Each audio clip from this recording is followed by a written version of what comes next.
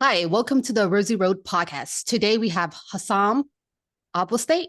He is a certified life coach, voice trainer, and LP healer, and he helps people with social anxiety to be socially confident through healing your voice. Hi, Hossam. How are you today?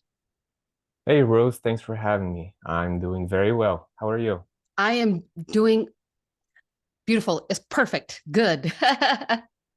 Yeah. Mm. So I came across you through Movement Makers, and I really, really like what you are doing. You are a voice coach and also an LP healer. Right. What got you into finding your voice and learning like how did you figure out how you wanted to be a voice coach? Yeah, that's a very interesting story. So there's a quote by Steve Jobs that says, "You can only connect the dots looking backwards." And in my journey, trying to figure out my career and what I want to do with my life, I was interested in so many different things. And I even asked Evan once. I was like, Evan, I did started my career in architecture, and then I've been trying to become a life coach. And also, I was in the music industry for several years. And some people criticize me that I'm all over the place. What is your opinion? What's your advice? And he was like, at some point, you're going to find the common denominator between all those things, and that's going to be your thing. So basically, in a linear fashion, my journey is that I went to college to study architecture. I graduated and got a job. And when I got a job, I realized I don't want to be in the corporate world for too long.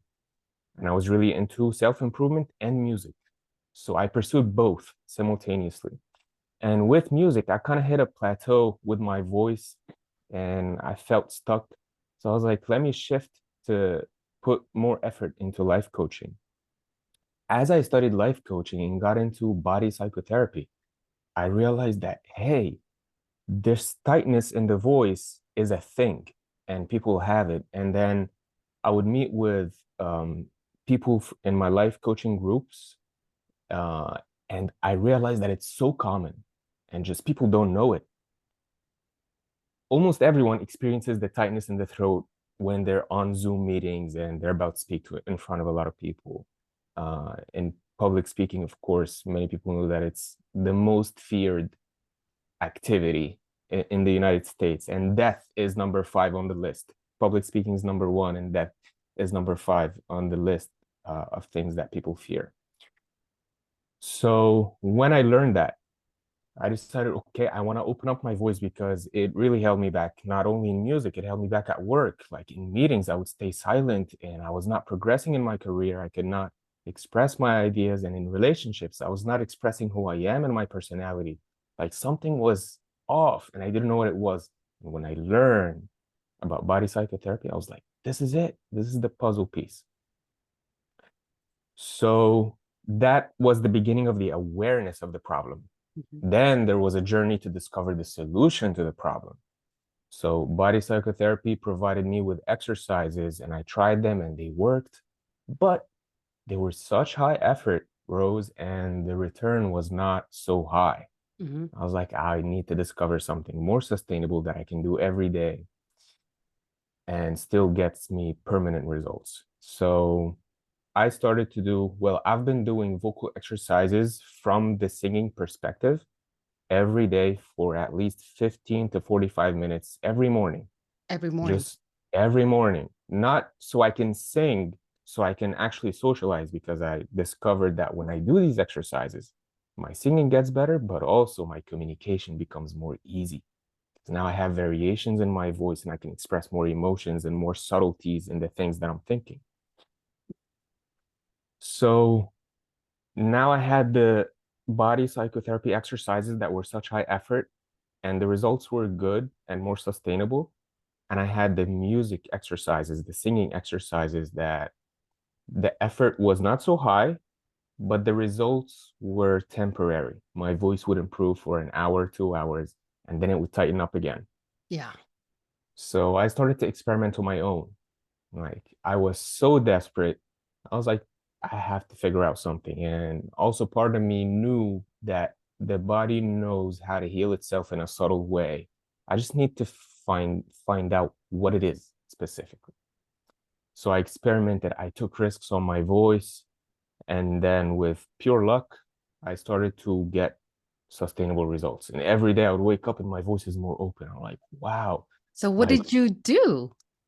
I'm sorry. so Yeah. yeah.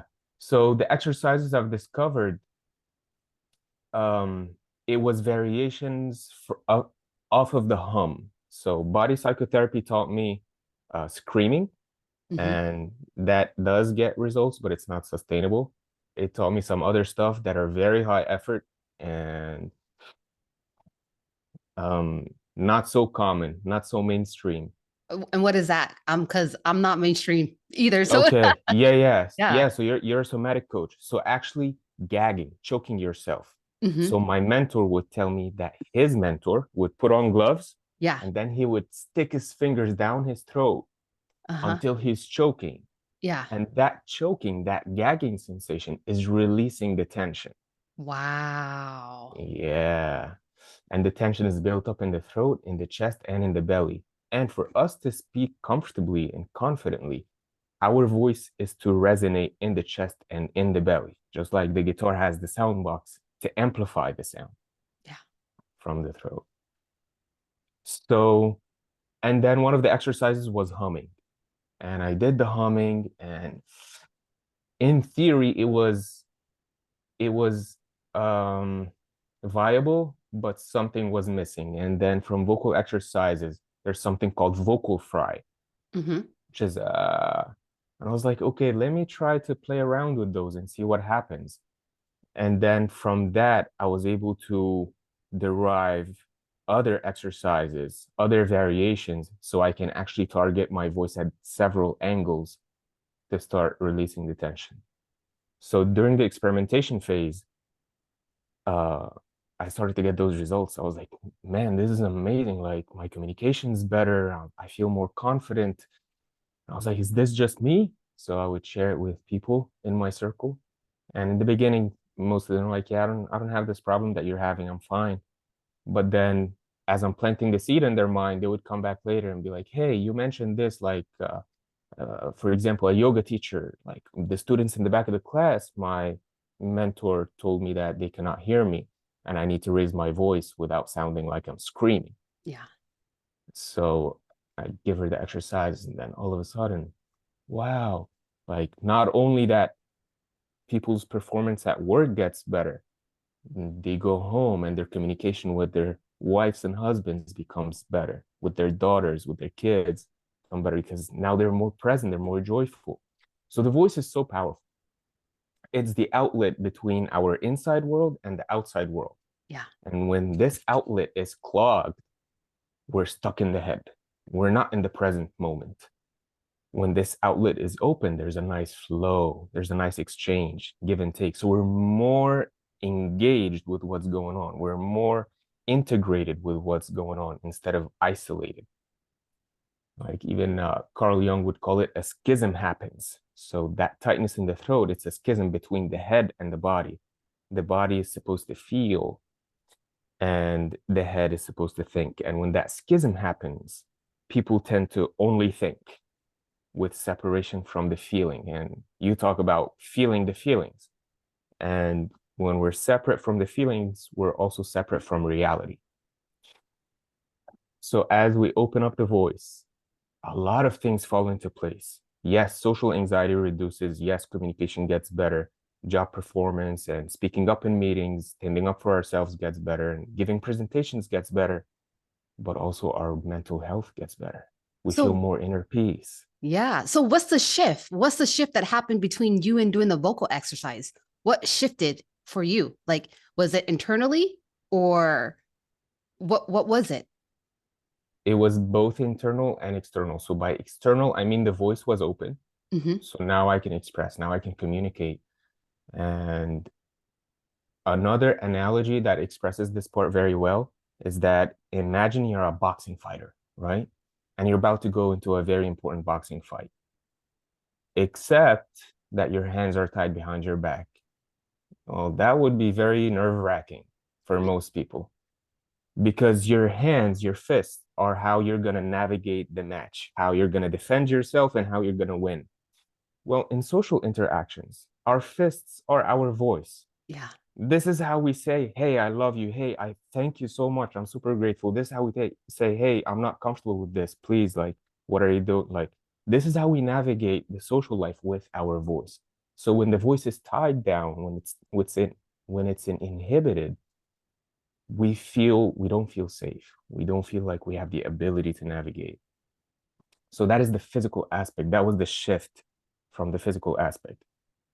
As I got deeper into life coaching and became trained in NLP, neuro linguistic programming, I learned that our phones and the computer were designed based on the human mind. Mm-hmm. What does that mean? The computer, it has the applications, it has the programs, and it has thousands of files and folders. And over time, if we don't clean them up, if we don't keep it up to date, it becomes slow and it doesn't function properly. Well, our programming, our mind, our hard drive needs to be upgraded. Otherwise, it's running from what has been embedded in us from the age of 0 to 7. So from the age of 0 to 7, I could have been the timid guy, the shy guy, the quiet person. I didn't know how to stand up for myself, or parents put a lot of pressure to get good grades or whatever. Now I always catastrophize things. Whatever it is, each person has their own thing that manifests in their body and in their performance. So I learned that not only do I need to open my voice physically, I need to go into my unconscious mind and upgrade the programming if I want to get even more sustainable results, because this coping mechanism of tightness is going to continue to be triggered as long as I have these limiting beliefs, as long as I have these less resourceful programs in my unconscious mind. And as I upgrade these programs, then So, my voice is more flowy. so if somebody's watching and they're like brand new into personal development, Yeah. when they hear you say upgrade and reset, how can one person brand new, not knowing anything about what you're doing, how can they reset and start if they're just Yeah, wanting to change but don't know how to? that's a great question. So I've been there, right? Before I studied NLP Mhm. specifically, I was like, when I hear people saying transformational coaches, I'm like, what do you mean transformation? Like, come on, keep it real. And then when I would watch NLP videos on YouTube and see people have a big problem that they've had for 20 years, 30 years, 40 years, and in a matter of 10 minutes, the problem is no longer existing. I'm like, well, it's too good to be true. I mean, I see it with my own eyes and I hear it with my own ears, but it's still too good to be true until I experienced it for myself. And I'm like, Yeah. whoa, how did I live without this for all these years? Mhm. Like, it's so easy to get rid of a lot of psychological weight that a person has been carrying for all these years. And the thing is about NLP is just like, we really are a supercomputer. Like, yes, we have a soul, we have a spirit, but it's at a certain level, we are a supercomputer. And this computer can be upgraded and it can be downgraded. And something can happen that completely destroy this computer. Yeah. And you may need to fix it. You may need to continue to work on it and make it better. So a person that is just starting out, the way I started out is with a simple affirmation, is that instead of saying a blunt affirmation like, hey, I'm confident, I can speak in front of many people and feel so excited and dynamic and fluid and comfortable. Well, the brain may resist that in the beginning if it's not true, but a nice way to ease our way into that kind of belief is to say, I used to be timid, but now I'm learning to be confident. I used to have social anxiety, but now I'm learning to have more social confidence. And that's an affirmation. So that was literally my starting point. And then that led me months after to actually invest more in life coaching and go deeper in life coaching. And then when I got deeper in life coaching, I was able to go very deep into the unconscious mind and find where that timidness started from, find where that fear, where that anxiety, where that I'm not good enough, where I don't have something important to say, where those came from. I was not conscious of them in the beginning. Mm-hmm. But as I got deeper in life coaching, and then I would go through a technique, an NLP technique, like, okay, go deep, deep, deep. And then I realized, oh, there is something in there that says I'm not good enough. There is something in there that says what I have to say is not important. There is something in there that says I'm not captivating in the way that I speak. And obviously that would ultimately affect my performance at work. Then I would not speak up. I would stay in a corner and ultimately feel like, okay, I'm wasting my potential. Like, what is going on? Something needs to change. Wow. So you did the NLP and you were diving in deep. And what kind of like NLP is that where a lot of people do the tapping, right?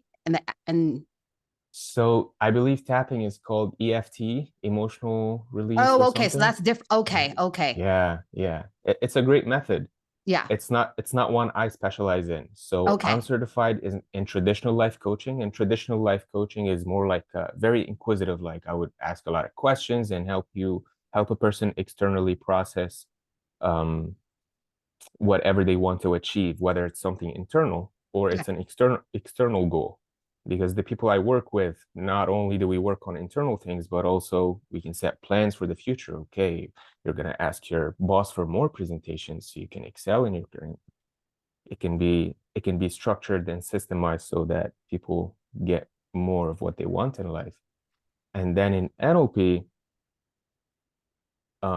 another aspect of life coaching that I specialize in, it's more so Einstein says you cannot solve a problem at the same level at which it was created, or in Yes. other words, at the same level of consciousness it was created. So if we live at the surface of our conscious mind, and that is what created the coping mechanisms of the tightness in the throat, to solve this problem, we need to breathe slowly and go deeper into more of instead of the beta brain waves, go into the alpha brain waves and even deeper. And from there, the unconscious mind, as we tap into it from the heart center, it can lead us and guide us into, hey, this is where the problem is. When Yes. when you were 4, when your dad screamed at you in the car for singing, this is where the root cause is. Yes. And what you just mentioned there, it reminds me of like the somatic breath work, because when we do somatic breath work, we're breathing and we're getting out of the conscious, like the mind and into the body. And when you get into the body and with the deep breathing, uh, you uncover things that been suppressed for a long time. And what came for me when I did the somatic breath work was, I used to get tightness on my throat all the time, and I didn't know where that came from.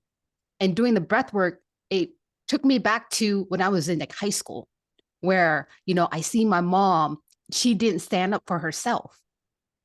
And I seen this dilemma happen in home.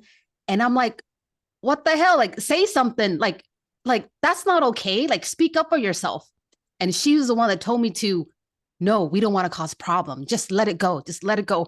And I remember that day still to now, that I was so mad and my throat was just like, what the fuck? Like, this is not how you live, just being quiet, suppressing.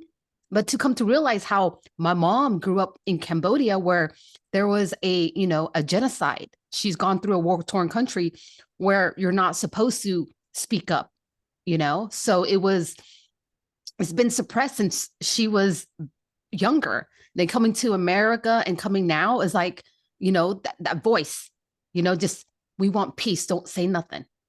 And now I see that, and I'm breaking I'm breaking, what is it called? Like it Yeah, stops the there. generation, right? Yes, like it stops there. It's like how can I teach my kids now to speak up and use their voice instead of just, coming back to a ball? And I, you know, was working with this throat for so long because so much heat, like you could feel like a ball of fire in my throat. And when I meditate sometimes, like that will come up there. And I remember one time just like holding my throat, just like sending like this like energy and power just to feel what is in here. And for me to able to go into a relationship and actually express how I feel to my partner, that was huge too, because I was like crying because it's such a vulnerable place where if I do not speak up for how I truly feel, like it's going to be the same. And for me to, talk to my partner, like, he knows when I get there and he holds space for me, but to open up at first, it's my throat gets very tight and hot. But once I start speaking and crying at the same time, and I just start speaking, I just kept on going. There's this it released whatever it was, it released, and I was able to talk more clear, more confident. But at first it was scared, like unsafe, but then just being able to release what I had to say, open up my throat to like, oh, wow, that was a transformation or a change right there from being vulnerable and scared from hot to opening up what I had to say and feeling so much better. So I get what you are saying with, the tight throat. How can one person like um overcome that? Or what are some tips for somebody that's, say they're in a situation and their throat is tight? Do you have any solution or tips for somebody going through that?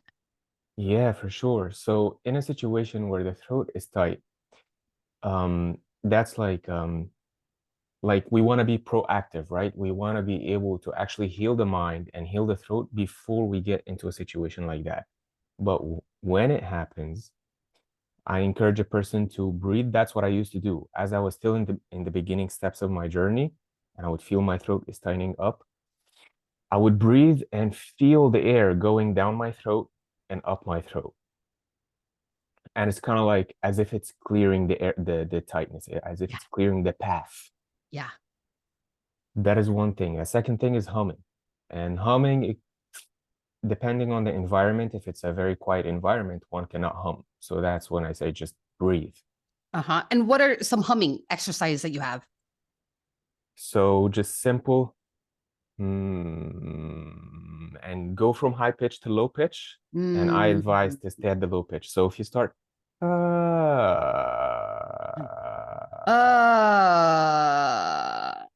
yeah, and stay at the low for like 10 seconds and notice how it feels.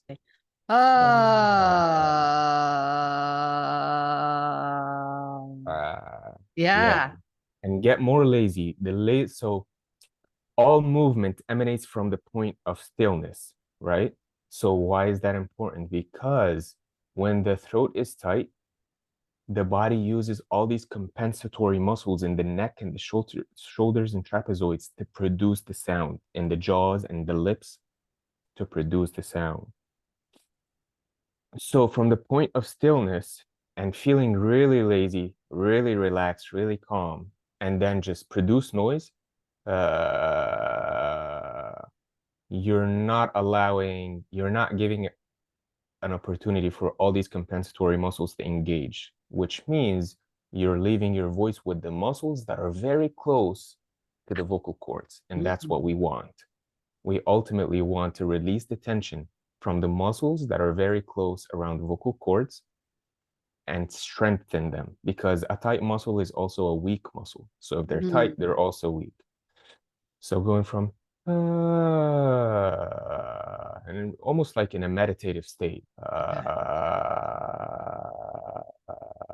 and notice where the vibration is and just become aware and let gravity do its work. Do that for 2 to 3 minutes, 5 minutes, 20 minutes if you want a day. And you will notice significant change. You'll also notice that you're much more calm. So I have clients that tell me, they have morning routines, like This one client, he has morning routine of boxing and Yeah. doing meditating, and then now he added the humming to it and other Hmm. vocal exercises. And he reports back, tells me, I did the boxing, it gave me energy, but I was like a little bit in my mind all over the place. I did the meditation, but I was still like a little bit. And then I did the vocal exercises and I felt really grounded and centered. Like Hmm. that's what it does. So it has so many benefits. Just opening the voice has so many benefits. We feel safe. We Yeah. feel that we can protect ourselves. If something happens, we can say, hey, whoa, what's going on? Yeah. That makes us feel safe. And the other thing is it also this vibration produced from the vocal cords stimulates the vagus nerve. The vagus nerve, some people get out of depression by stimulating the vagus nerve. So it's just a plethora of benefits that is a byproduct of opening the voice. Yeah, I love that. That's another byproduct of opening the voice. So, before you came on to do this podcast, you did some vocal exercise. Is there anything you do to prep for a speech or performance of like public speaking? Yes. So before I do a public speaking event, I record myself once or twice. And then as I'm recording myself, I see where there are hiccups. I see where I maybe stuttered. And I pause and I focus on this sentence, this statement where I stuttered, and I do my humming through it. Whatever the pitch is. Yeah. Oh, so wherever you were stuttering, Yeah, right, you pause and you do the humming of how your notes are going to be or how the way you are going to be speaking. Is that right. Yes. So let's say I stutter in saying, hey, I'm Haas. Well, I say it a lot, so I guess I didn't stutter there, but yeah. let's pretend that I stuttered, hey, I'm Haas. Actually, I wonder if I can come up with something more complex. Okay. Let's see. It's February 27th, 2024. So if I start on February 27th, 2024, I had to repeat it twice. Then I would go from high to low, Uh-huh. and then February 20th. So I'm mimicking the melody. February Yeah. 27th, 2024. Wow. I had no idea about this. This is so cool. Yeah, right. So that is like ironing. Like there are wrinkles on the shirt, and you go Yeah. over it gently once and twice until the wrinkle goes away. So Ooh. with the voice, it seems that when I go in that February 27th with that these specific consonants and specific vowels and specific pitch, Yeah. there's a hiccup, there's tightness that got triggered, or there's tightness in place that we need to remove it so it flows nicely. So going over it a few times, then it opens up, and that doesn't mean that only this part of the speech opened up. It actually activated so many other parts of my speech because these consonants, these vowels, and these pitches are repeated throughout my speech as well. And doing this, it opens the voice permanently. It doesn't open Mm. it for 15 minutes. It doesn't open it for half an hour. It just releases the tightness permanently. Yeah. That's the amazing thing that I've experienced. Yeah. For 5 years, I've been doing vocal exercises with no permanent results. Hmm. And when I discovered these exercises, I started to get those permanent results. Yeah. That's a game changer. I had no idea that. So whoever's listening, and if you're working on your public speak and you're stuttering at a certain part, is to hum through the parts that you are saying. I love that because I it's new to me, and I love that. Yeah. So so how do you help someone who, I know we talk about let's talk about suppression and expression. Yeah. How do you help people um overcome the suppression of their voice? Yeah. So in my one-on-one coaching sessions, I'd say 75% of it is overcoming the suppression. 75% of it is actually deeper work. Yeah. So you mentioned that when you tune into the body instead of the Hmm. mind, you start accessing all these things that have been suppressed, and you feel this fire in your throat, fireball in your throat. Yeah. And Basically, so in NLP terms, the mind is stored in the whole body, not just in the brain. And healing the suppressions, we can take it step by step and following the capacity of each individual. And this capacity increases as a person does a coaching session, then a second one, a third one. They're able to go deeper and not be overwhelmed, because it can be overwhelming to go deep. Yeah. Yeah.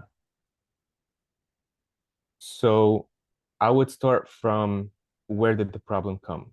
Oh, last week I was speaking to my senior at work, and we were brainstorming a project, and all of a sudden my voice tightened up and I felt this choking sensation. My hands started sweating and my voice started shaking, and I was not focused on the project anymore. I was just focused on my voice. Right. Then we would elicit deeper. Okay, what were the emotions? Oftentimes when individuals experience something like that, we don't necessarily go straight to, oh, fear. But as we, in a safe space, in a safe environment, no judgment, right? We're all humans and we've all experienced these things. And as a person feels safe, oh, I experienced fear. Oh, I actually experienced shame. Okay. For example, when did that happen the first time? I was 12. I was in school and I was reading an excerpt from a book and everybody started laughing at me because my voice changed, or I started to choking. I started to choke. Like, okay, and is that the first memory? It's like, oh, actually, when I was 4, my mother was telling me, hey, you should get an A. Hey, you should have said this. You should have done this. And I'm like, okay, is that the first? I'm like, oh, I believe that's the first. Okay, so let's do a healing technique on that. So in the psychological world, we have parts, younger parts. Yes. Yes, and when these parts, when they didn't get their needs met, they became disconnected from us. And they start to come up cyclically in our life and actually attract situations where, oh my God, I have to give a presentation. Well, this younger part attracted this presentation, so to cause you enough pain so that you pay attention to it, so it becomes healed and connected to you once again. Yeah. So we go through the healing technique when the person feels connected, like, okay, now close your eyes and think about that meeting again and notice how you're experiencing it now. Like, oh, it feels normal. It feels like I'll speak to my senior the same way I speak to my close family and friends. Like, okay, that's good. And then if something else comes up later, it's likely to be another younger part from another situation that has been Yeah. disconnected, that also tried to grab the person's attention by either a meeting with the seniors or a presentation or a hard conversation with the spouse. And then the tightness came up, and is this younger part is trying to grab your attention. Hey, please pay attention to me. We need to reconnect. Otherwise, I'm going to keep attracting undesirable situations in your life. And Yeah. once the part is connected, the person performs better. And if there was a problem, oftentimes it just disappears, because that's how the universe works most of the time. Yeah. Well, I love the analogy of how you're saying connecting back to your younger self, because as for me, I follow like the Thich Nhat Hanh, and he and his books is, going back to the inner child. And it is for me I'm still learning how to be a better public speaker. And it is going back, like there's layers of me doing like speaking. And for me, one was anger, because I didn't know how to express anger in a healthy way. I bled to my whole family and hurt, with words that were unconsciously said. And so for me, is going back to doing somatic breath work. And that's why I go, I I practice somatic breath work, because that's where like the healing came from. And for me, doing the breath work and getting out of the mind and into the body was a layer of like suppression of anger since I was 7 years old. So it's for me going back to that little 7-year-old girl and being with her and, making her, telling her that, I love you, like you're safe. It's okay to speak, right? It's okay to get Yeah. angry. And for me to do this breath work and this session here was like a lot of anger. Like I screamed and cried like no other. Like I didn't know where this anger came from, way deep, deep, deep down since childhood. Yeah. But to scream and just like where did that voice come from? Like it was another scream that I had never ever screamed. Like it was just, Yeah. it was such a powerful release because I kept that all within me. And once I was able to scream and pound my fist and just act, like just release my anger, right? I'm not hurting anybody around me. It was just me, the breath work, and somebody guiding you. And it was a Yeah. power release because afterwards, I realized that, oh shit, I've been, since my father's death, I wasn't able to grieve. And that anger was really, I was deeply saddened. I wasn't able to feel the sadness that I had since 7 years old. And just to be with her when she was 7 was like, and hold that sadness, that changed. It was so Wow. freeing.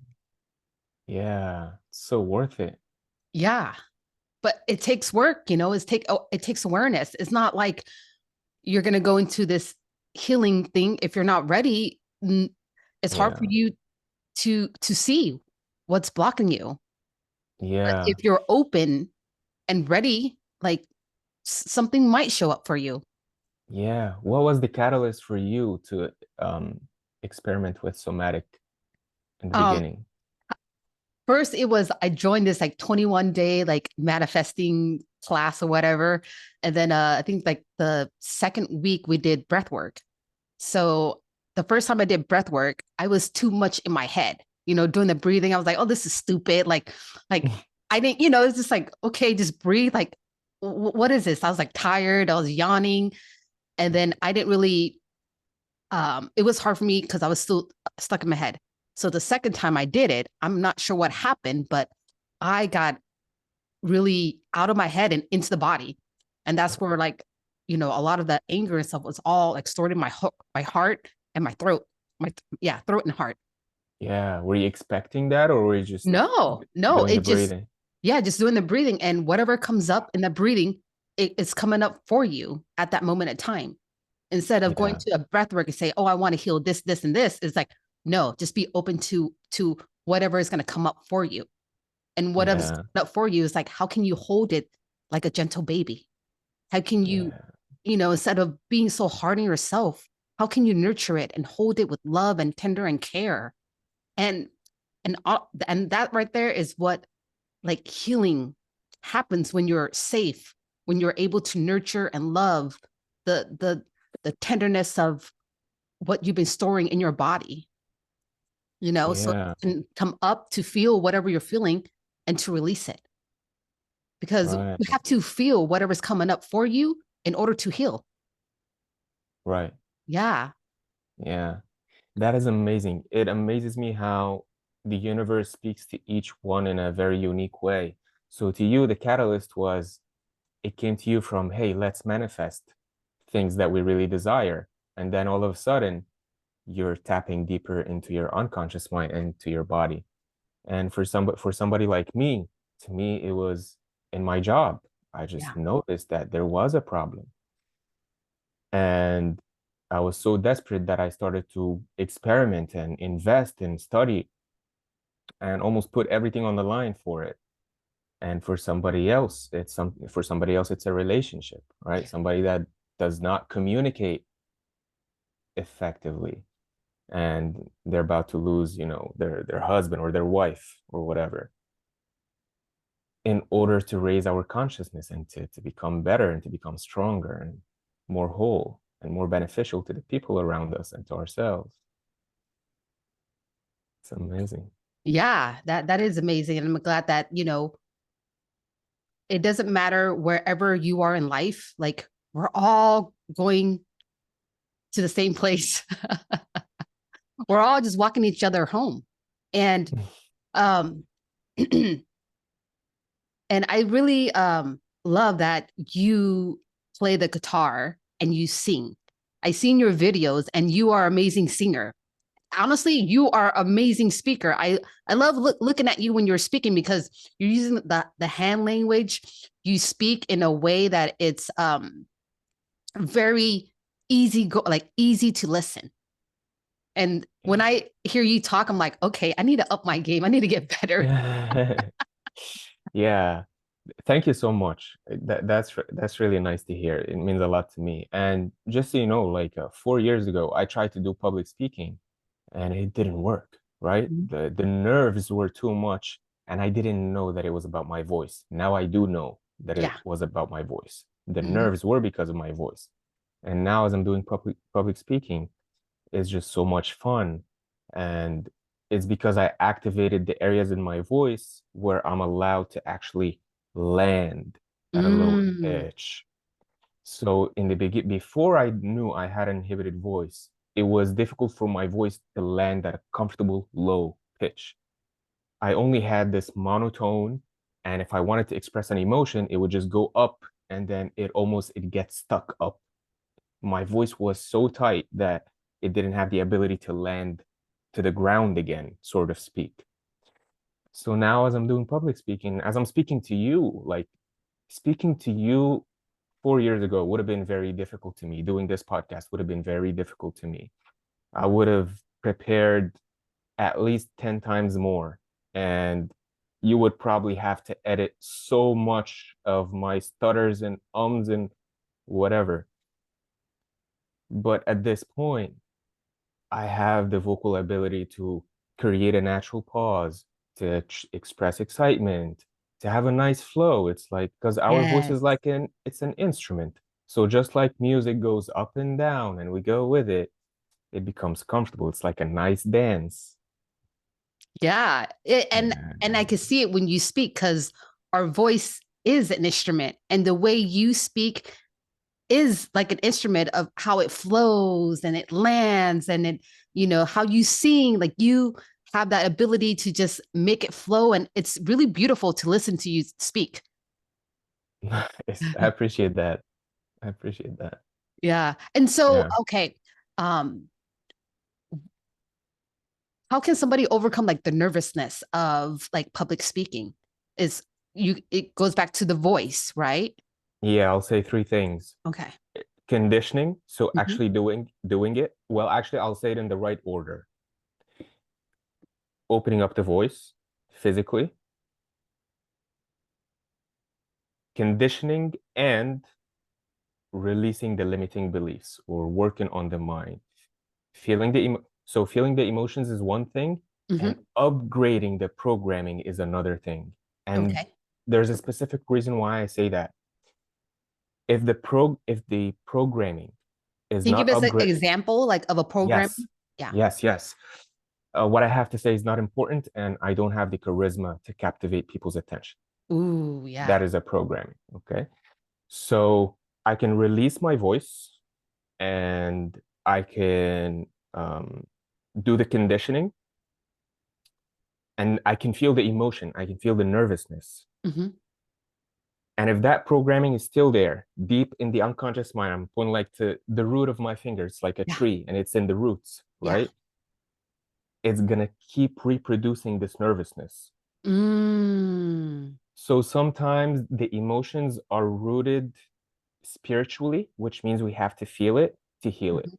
And sometimes the emotions are rooted in a program, in a belief.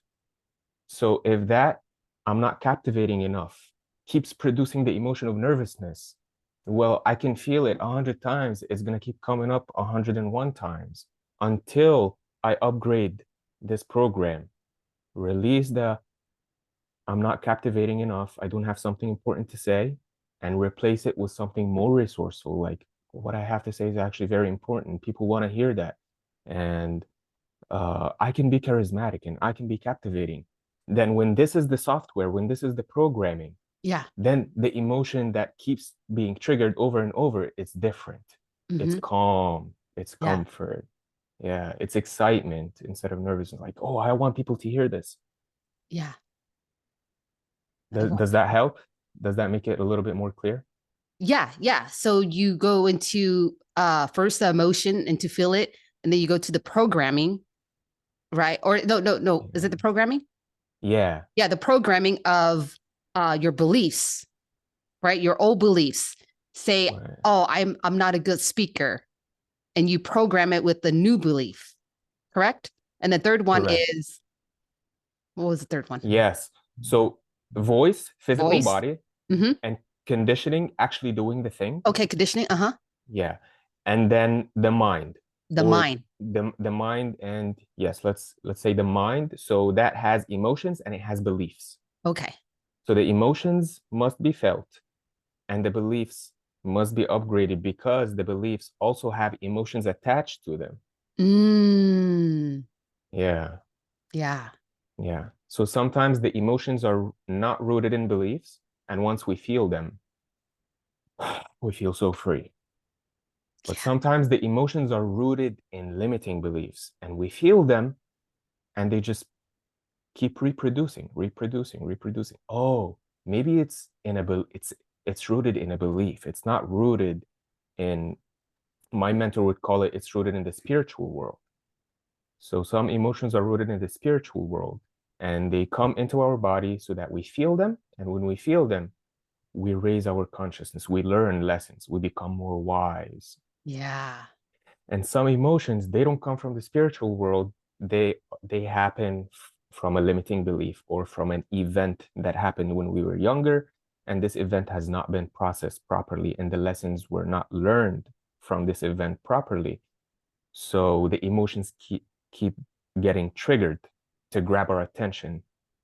When we pay attention to it and ask for the right help, or seek the right techniques, or seek the right tools and practices, meditations, resources, then we can learn the lessons, we can release the limiting belief and replace it with a more resourceful, helpful belief.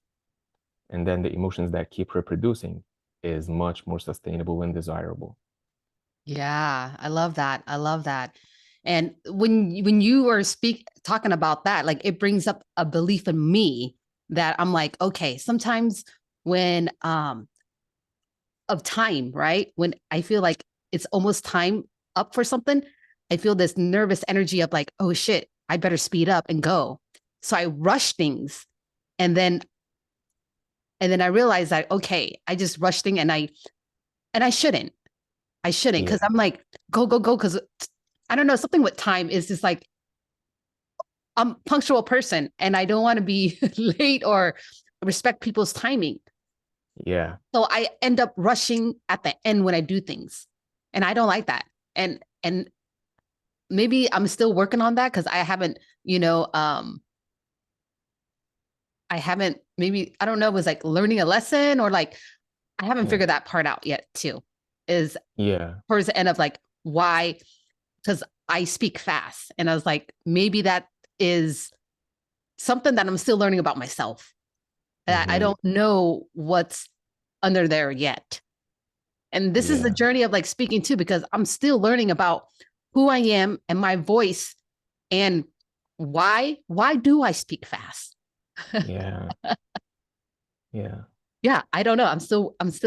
It will see that is, Yeah. let's go on hum. Mm. Yeah. Right. That's right. Yeah. So it's yeah, so that just brought me the awareness of why do I speak so fast? Yeah. Why can't I slow down? Right. What feelings come up if you did slow down? Well, right now I feel a sense of calm that I'm aware of, of just when I was speaking fast, energy of like nervousness comes up. Yeah. Yeah. Right. And when you slow down, you feel calm. Yes. Yeah. Would you like to go deeper? Yes, let's go. Okay. So if you take a nice deep breath right now and remember, like, ask your unconscious mind, maybe put your hand on your heart, and when was the first time you felt that nervousness and speaking fast? Well, nothing right now comes into mind. Yeah.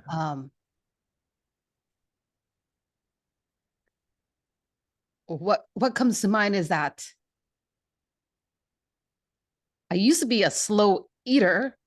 I mean, Yeah. I sometimes I feel like I rush to eat, but then just having that awareness of like, okay, there's no rush. Yeah. Mm. It goes with eating, and maybe is from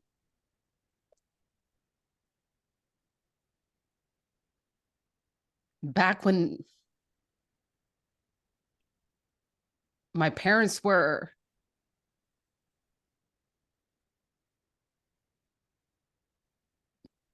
in the wartime when they had very little food. I don't know, is that's where Yeah. it's coming up for me there of Right. generation from my mom. Mm. Survival. Yeah. Because if the communists knew that you had food stored, you would get Yeah. in trouble. So maybe it's something from them of the eat, eat quickly so you don't get in trouble. Yeah. Oh, see, Yeah. even though I didn't know, even though I didn't know where it came from, but you just, sitting down with me, asking me something deeper, that is what's coming up for me. Right. And and maybe that's why I talk fast is of survival, of not, protecting myself.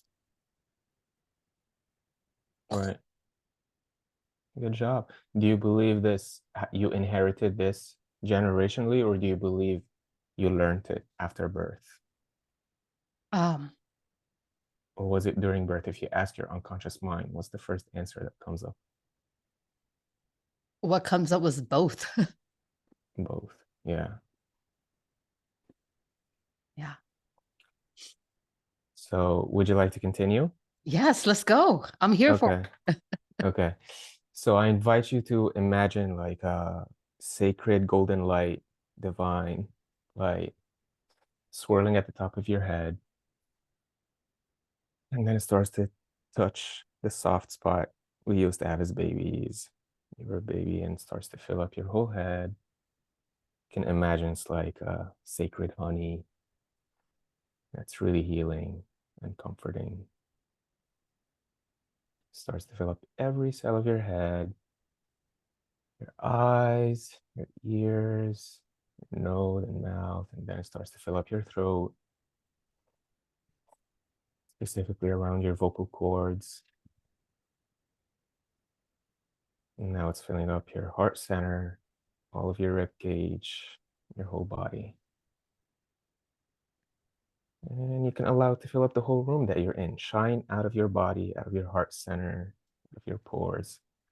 Fill up the whole room. And then I invite you to visualize your timeline. And the moment of birth is right in front of you, and your future is ahead on your right, and the past is on your left. And you can ask the divine support to take your awareness to the past with that golden light really protecting you, and start to look at events where that divine healing golden light is needed to intervene,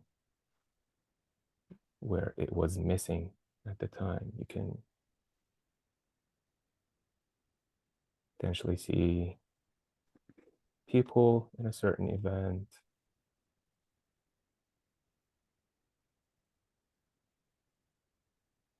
You may see yourself in a certain situation. And now you have the opportunity to extract the lesson that is to be learned, heal everyone that needs healing in that moment, in the scene, soothe them. And if there's something that needs to be said,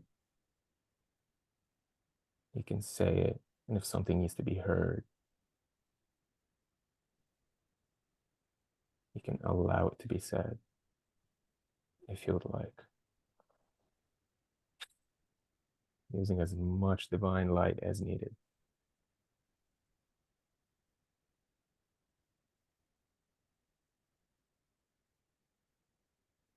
And whenever you feel like it, you can let me know what you're experiencing.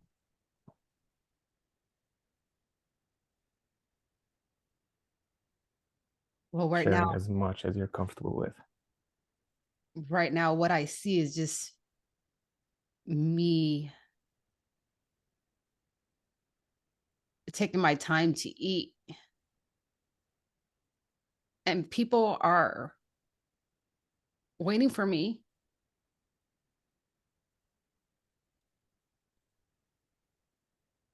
And the people are waiting for me. They're not rushing to leave or to do anything.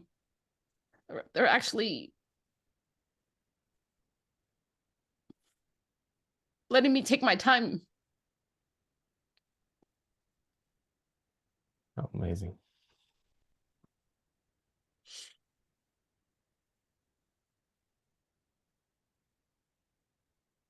Part of me is patient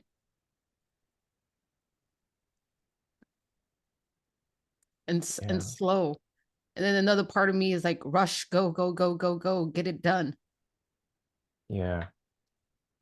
And that part of you that's rush, go, go, go, get it done. If you would like, I can ask you a few questions about it and we can help integrate it as well. Yeah. All right. So that part that's rush, go, go, go.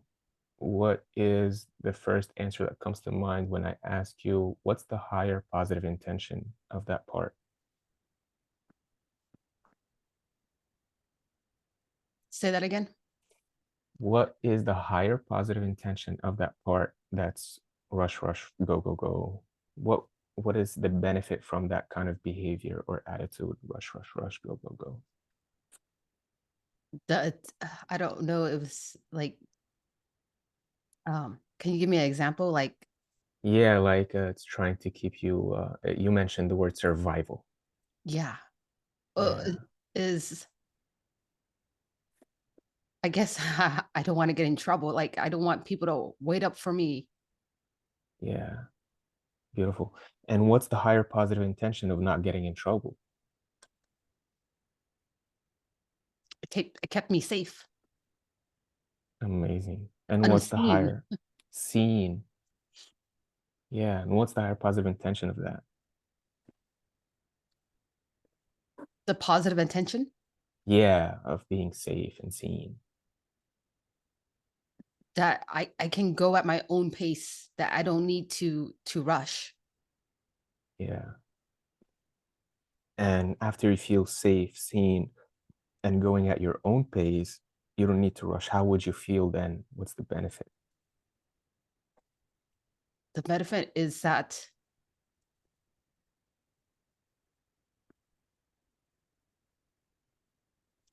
it's okay to go at my own pace.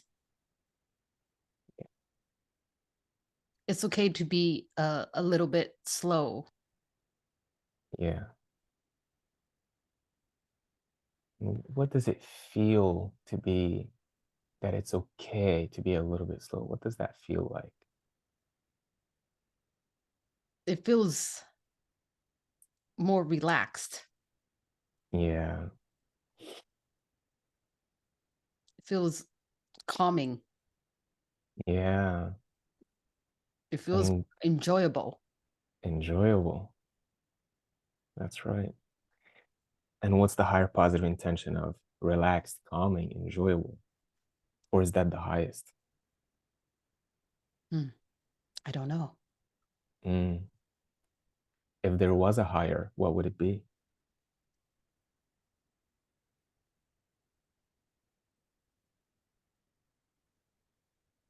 That I'm loved no matter what. If I'm I'm like, slow, if I'm like, it's okay. yeah,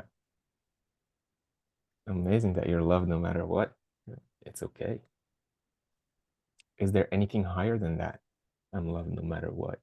It's okay. Mm. It could be not. Yeah, nothing's popping up at the moment. Amazing. That's the highest.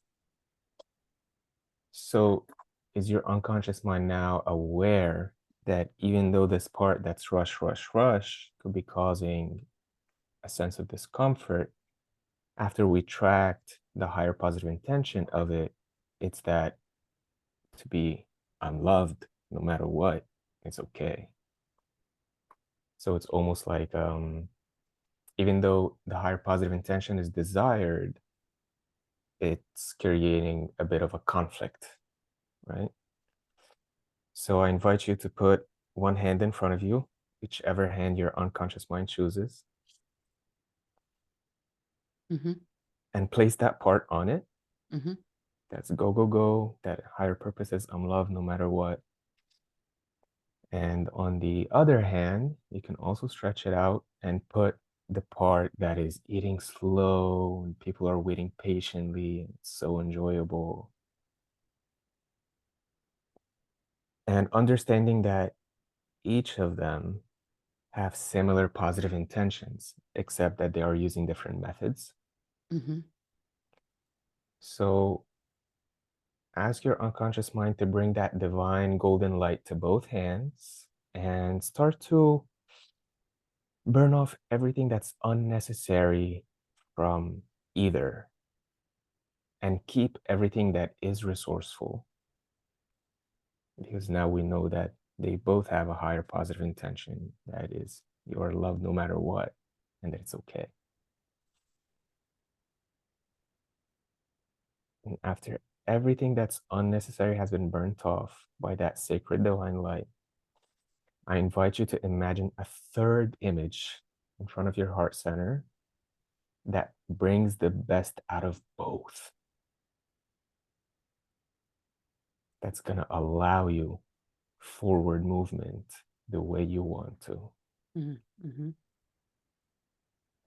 And once you have that image formulated, you can slowly start to bring both hands together in front of your heart center as everything that's unnecessary from either is falling off and burning off. Exactly.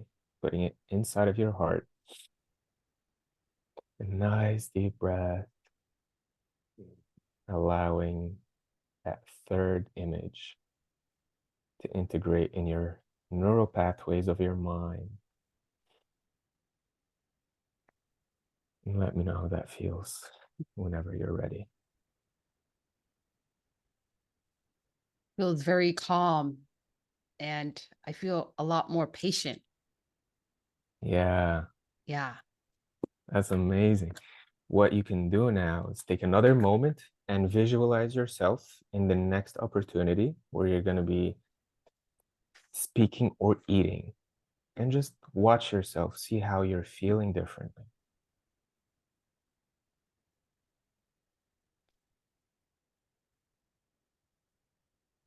And because you're feeling differently, start to notice how you're behaving and performing and speaking and eating differently.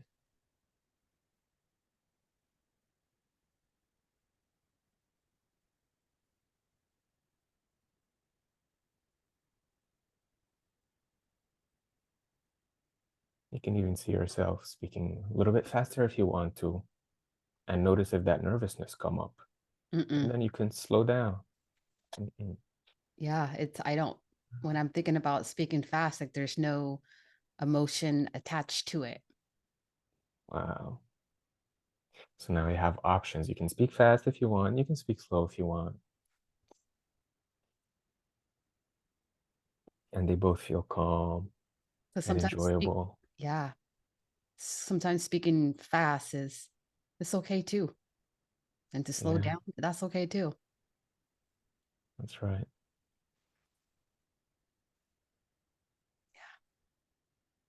Amazing. You got tears coming, Hassan.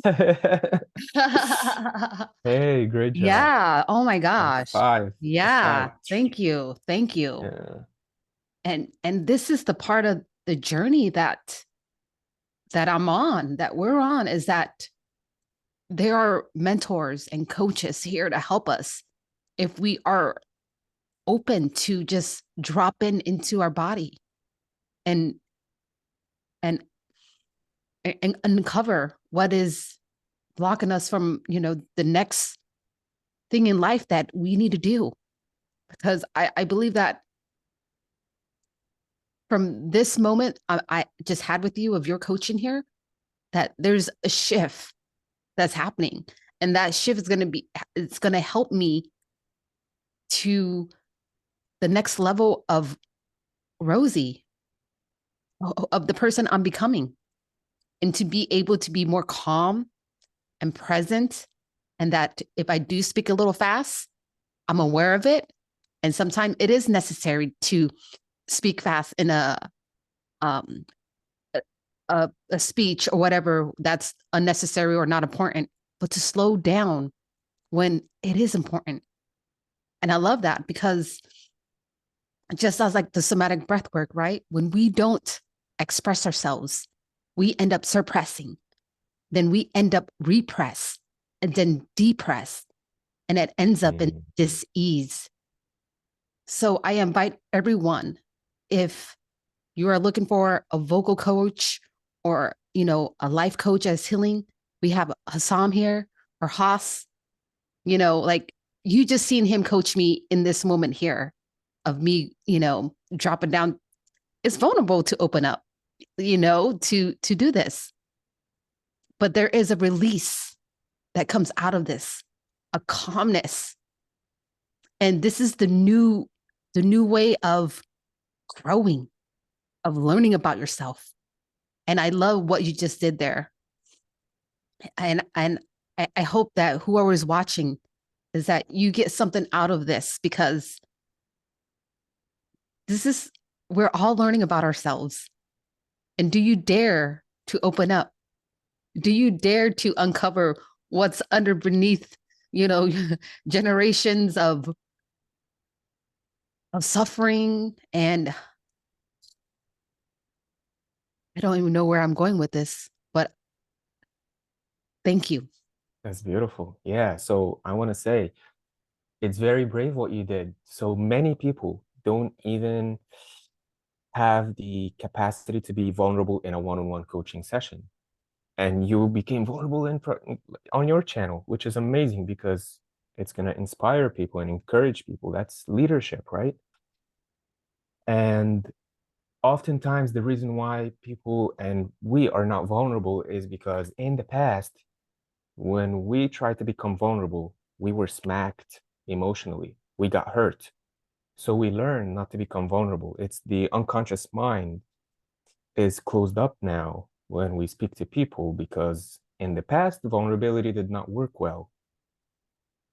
But as we lean into it, as we lean into our evolution, our raising our consciousness, achieving our dreams and reaching our goals, and having the relationships that we want and the finances that we want, we have to lean into becoming more vulnerable at the right time and in the right place.